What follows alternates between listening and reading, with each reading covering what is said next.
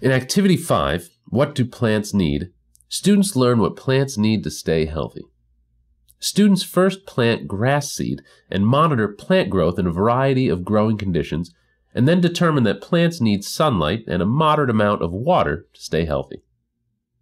You will need the following materials from the kit: Activity Sheet 5, a flower pot, plastic trays, grass seeds, a large plastic sheet, potting soil, sprinkler bottles, and masking tape. You will also need to provide newspaper, paper towels, a measuring tablespoon, and tap water. To prepare for Session 1, set up a distribution station with the following items: 6 flower pots, 6 plastic trays, 6 sprinkler bottles filled with water, 1 bag of grass seed, 2 bags of large gravel, 2 bags of potting soil, a measuring spoon, and a roll of masking tape. You will also need a sheet of plastic to cover the pots with during germination. Make sure to have paper towels on hand for spills and hand washing. To begin Session 1, discuss the possible reasons why some seeds in previous activities did not germinate or some plants failed to thrive. Then, inform students that in this activity, they're going to grow some grass to learn more about what plants need to stay healthy. Divide the class into 6 teams and assign each team a number from 1 to 6. Give each team a plastic flower pot and a piece of masking tape to label their pot with their names and team number. The team should come to the distribution station and, while supervised, plant the grass seed. To do this, students first place a thin layer of large gravel at the bottom of the pot and then fill the pot with potting soil to within 3 centimeters of the top. Then they sprinkle 2 tablespoons of grass seed evenly over the surface of the soil, followed by a thin layer of soil over the seeds.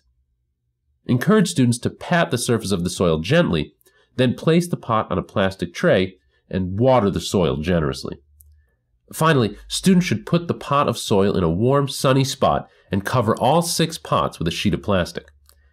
Have students lightly water all of the pots every day. Within 3 or 4 days, the surface of the soil should swell and crack.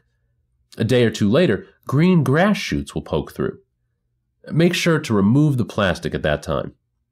In about a week or so, the shoots will be about 8 centimeters tall.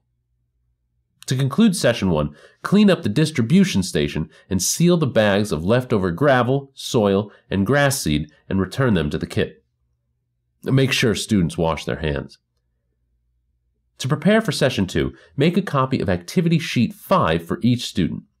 Find a dark place where Teams 4, 5, and 6 can keep and access their flower pots every day for the next 2 weeks.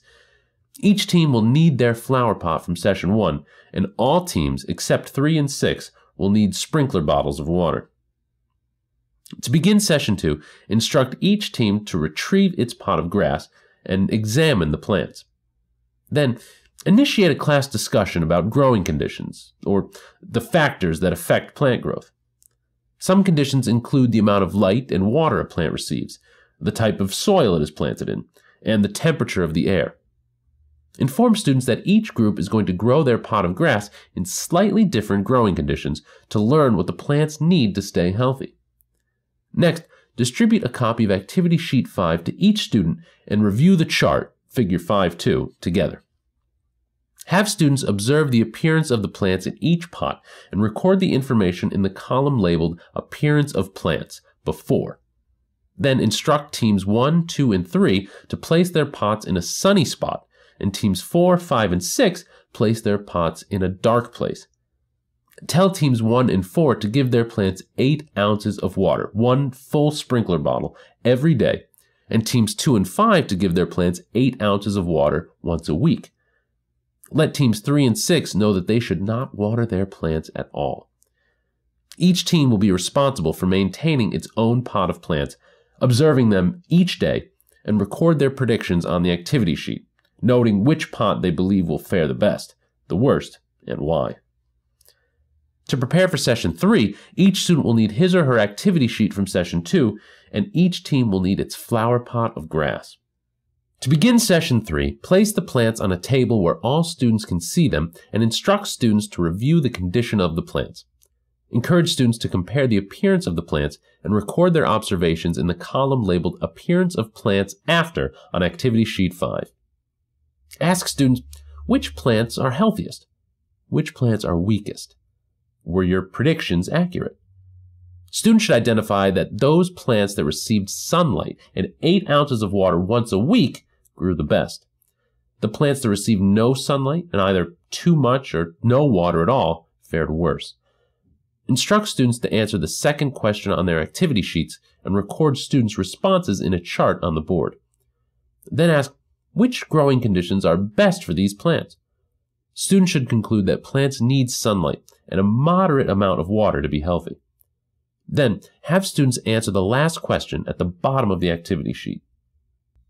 Finally, inform students that in the next activity, Roots, Anchor, and Absorb, they will discover the different functions of a plant's root.